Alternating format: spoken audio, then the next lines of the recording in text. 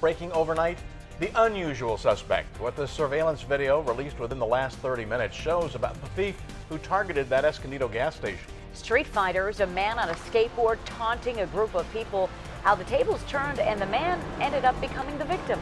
System failure, a communication breakdown while you were sleeping, the radio glitch, which caused local law enforcement to go silent for 3 hours. Live from the Scripps Studios, this is San Diego's news source, 10 News. Good morning, everybody. 6 o'clock straight up on this Wednesday, the 27th of March. Nice to have you here. We're covering everything you need to know. I'm Bill Griffith. Made it halfway through the week. I'm Koshal Patel. We bring you weather and traffic every 10 minutes. Let's get to Ashley DeMartino, who's in for Robert Santos. He's getting some R&R this morning. How you doing this morning, Ashley? Doing good this morning, Koshal. Good morning to everybody at home as you are waking up on this Wednesday morning. We are seeing those low marine clouds that are out there. The marine layer along the coast is very light, but for our inland cities, the fog is definitely starting to settle in. Temperature-wise, we are sitting from the upper 40s to about the upper 50s in most cities this morning. Dense fog advisory is in place for the inland valleys, and that is until 9 a.m. this morning. Visibility reduced in many areas down to a half a mile. Day planner forecast along the coast by noon will be at 59 with 64 expected by 5 p.m.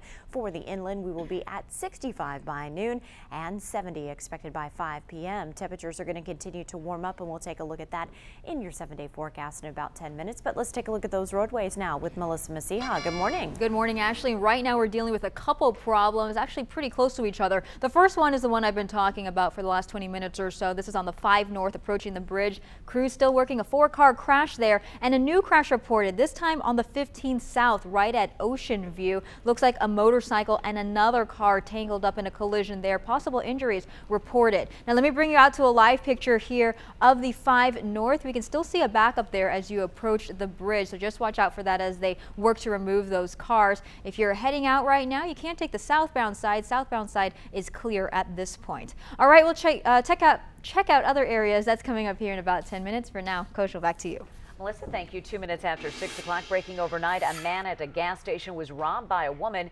10 News reporter Hannah Mullins live in Escondido with the surveillance video just released and the unexpected outfit that the thief wore during the robbery. Good morning, Hannah. Good morning, Koshal. She didn't exactly fit the description of a regular thief when she went right inside here around midnight. Now, we were the very first to get some surveillance video, so we do want to go to that for you because it's the very video police will be reviewing. In it, you could see the woman throw a bag down on the counter. We're told she threatened the clerk and demanded cash.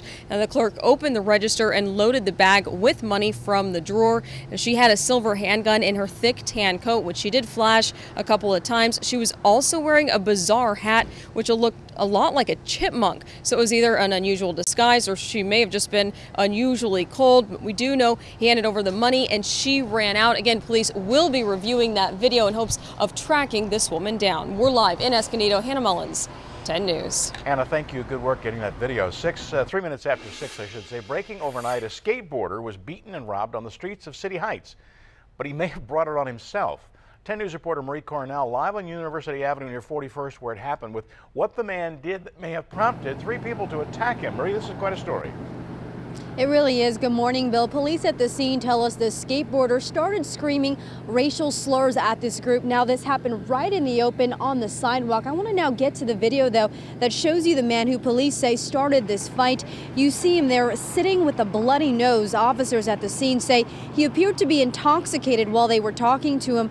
Police say he was starting trouble with the group just walking by, and that's when the group started beating him. And then officers say they took off with his skateboard. Now, back out here live, we can tell you the man was treated at the scene, and right now police are still looking for this group. We're told they are looking for 2 men and a woman. We're live in City Heights this morning. Marie Cornell, 10 News. And breaking overnight, a big communications failure for county sheriffs and firefighters while you slept. At midnight, their radio network crashed and went completely silent. And we have video of where that glitch happened. Our desk spoke with the sheriff's department and just 2 minutes ago. They confirm everything's back to normal now, but a computer glitch damage here caused the radio system to crash for almost 3 hours. Now, all communications for county law enforcement and fire south of Del Mar and Poway were shut down. San Diego authorities are on a different system. They were not effective. There was a backup measure, but it also failed. The sheriff's department told us, thank goodness this happened on a slower Wednesday morning. They don't believe any 911 calls were delayed, but it could have been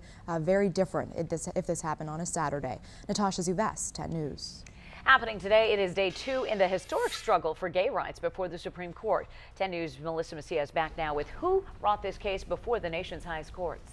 And Koshal, today's case brought forth by an 83-year-old woman who was denied the benefits of marriage following a partnership of more than 4 decades. Edie Windsor's wife, Thea Spire, died in 2009, and Windsor got socked with a $360,000 estate tax, money she would not owe the IRS if her spouse was a man. The 1996 Defense of Marriage Act, or DOMA, limits federal tax and entitlement benefits to heterosexual couples. Now, the big question for the justices is this. Can the federal government deny to those legally married couples benefits that would be available to heterosexual couples?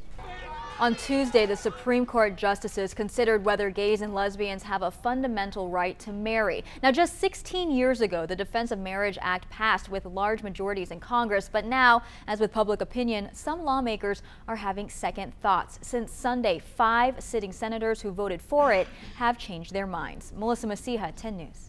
And happening now in South Africa, Oscar Pistorius' brother, Carl Pistorius, is in court right now. He's charged with homicide in the death of a woman in a car accident in 2008. And there's no video coming out of that courtroom, but we are monitoring tweets from reporters. And we can tell you right now, Pistorius' lawyer is cross-examining witnesses to that accident.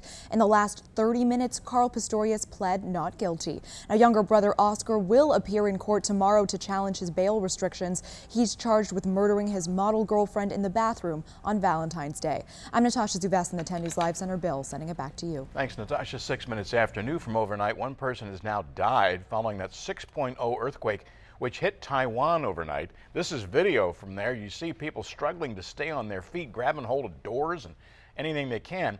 The earthquake this morning damaged several buildings in the capital city of Taipei. School children sent running out with their backpacks over their head to shelter them from falling debris. And the quake also shaking this newsroom right there in Taiwan. The quake, besides killing one person, injured more than 20 others. Quite a big quake in Taiwan this morning. Developing now, an out-of-control wildfire in Australia in the state of Victoria there has injured 4 people and burned down your homes you see there. Among the injured were 3 of the firefighters who were battling that blaze. 60 fire trucks, several water-dropping planes are fighting the flames, but strong winds in Australia are just pushing them out of control, and now that fire is threatening more homes.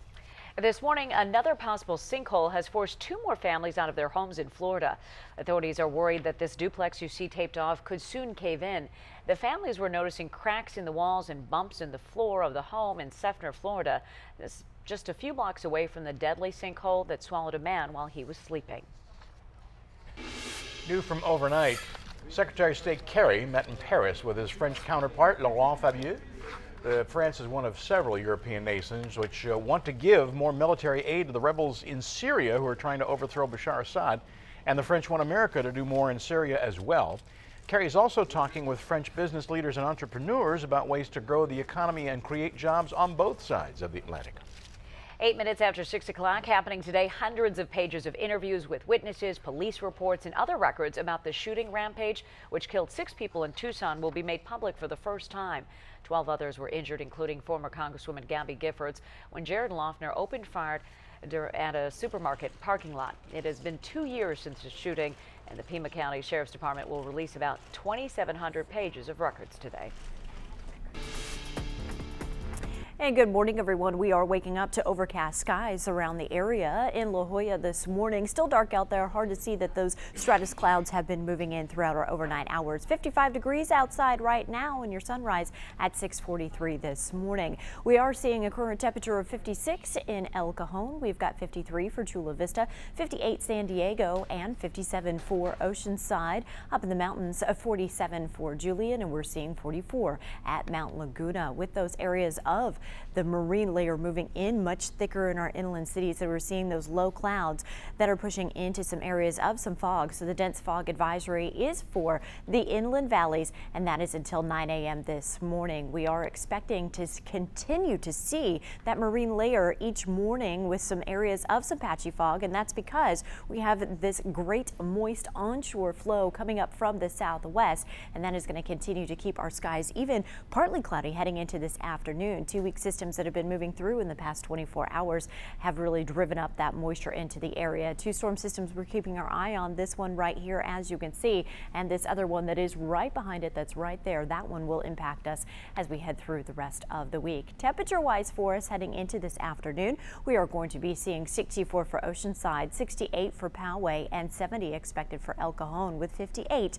for Julian. So temperatures are staying right about where they have been over the past couple of days, but they are going to be warming up for Thursday and Friday. Walking you through the 7-day forecast along the coast, our warmest day will be on Friday with an expected high of 67. That next storm system that I was talking about impacts us starting on Sunday, bringing us a chance of scattered showers all throughout the day. For your inland 7-day forecast, we are going to warm as well. Temperatures staying in the 70s until we head into about Sunday afternoon with that next system.